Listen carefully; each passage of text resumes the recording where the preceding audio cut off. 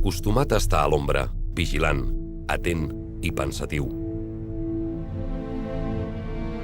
No t'agrada deixar res a l'atzar i necessites controlar-ho tot fins l'últim detall. La teva ment està plena d'idees brillants, moviments, rotacions i xifres que ballen en harmonia a la recerca d'un equilibri perfecte.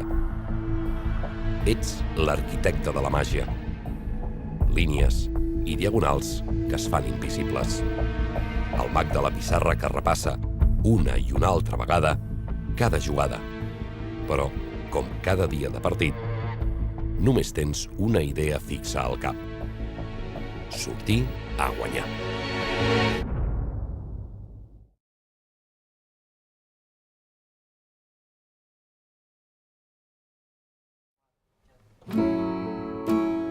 No cal dir que en els inicis del futbol, quan les coses de l'esport eren molt més rudimentàries, tot era bastant diferent. Els equips es formaven entre uns quants amics, de forma poc organitzada. Jugaven per passar-s'ho bé i l'organització de l'equip no era gens important. La tàctica tampoc preocupava gaire, de manera que l'únic que estava ben definit era la diferència entre el porter i els jugadors de camp. Tanmateix, el futbol ja era un esport de grup i quan es van formar els primers clubs, algú havia d'organitzar l'equip. Sobretot, decidir qui jugaria.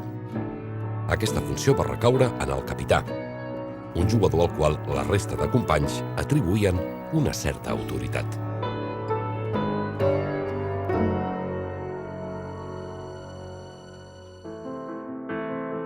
El futbol, però, cada cop es feia més complex.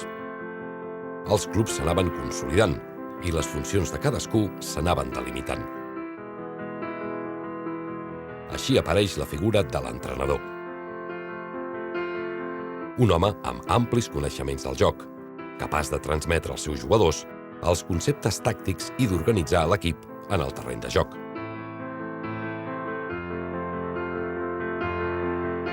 El primer tècnic designat pel Barça va ser John Barrow, tot i que pràcticament no va exercir el càrrec. El va succeir Jack Greenwell, que és realment qui podem considerar el primer entrenador de l'equip.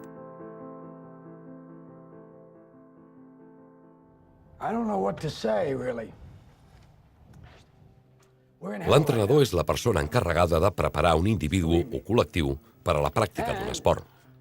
L'entrenador ha de ser un líder, un guia capaç de comunicar i transmetre els seus coneixements. Una persona propera als jugadors, però amb prou autoritat per fer respectar les seves decisions.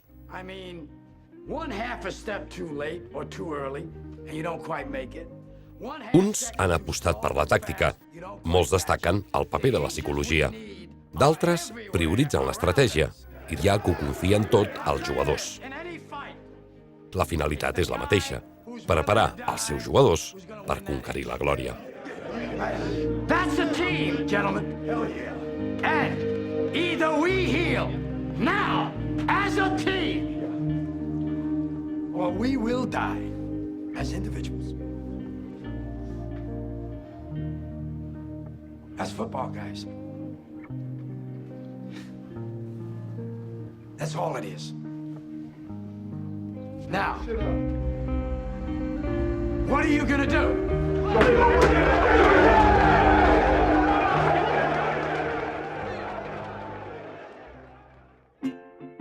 Un dels entrenadors més rellevants de la història del Barça ha estat l'argentí Helenio Herrera.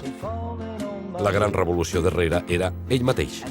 L'entrenador va esdevenir la figura de l'equip i va relegar a un segon pla els jugadors. Helenio Herrera, conegut amb el sobrenom del Mag, ho controlava tot. Entrenaments, horaris, l'alimentació dels jugadors... Tot quedava registrat en unes llibretes. El tracte amb els jugadors era ben especial. Per això tothom destacava els seus dots com a psicòleg, amb els quals mirava d'estimular al màxim els seus deixebles. Tàcticament va evolucionar del 2-3-5 al 3-4-3 i el resultat va ser immillorable. La temporada 1958-59 va assolir Lliga, Copa i Copa de Fires i la següent va repetir a la Lliga. Un entrenador, principalment, el que ha de tenir són unes bones qualitats físiques i a part d'això unes bones qualitats psicològiques. Caràcter. Per mi és un psicòleg i té que tractar les persones, els seus jugadors, pues, no, més que com a entrenador, com pare i com psicòleg, ¿no? Con sangre fría y mano dura, que cada uno sepa quién manda y lo que ha de hacer. Yo diría que un entrenador, Carácter. en principi, ha d'entendre de futbol.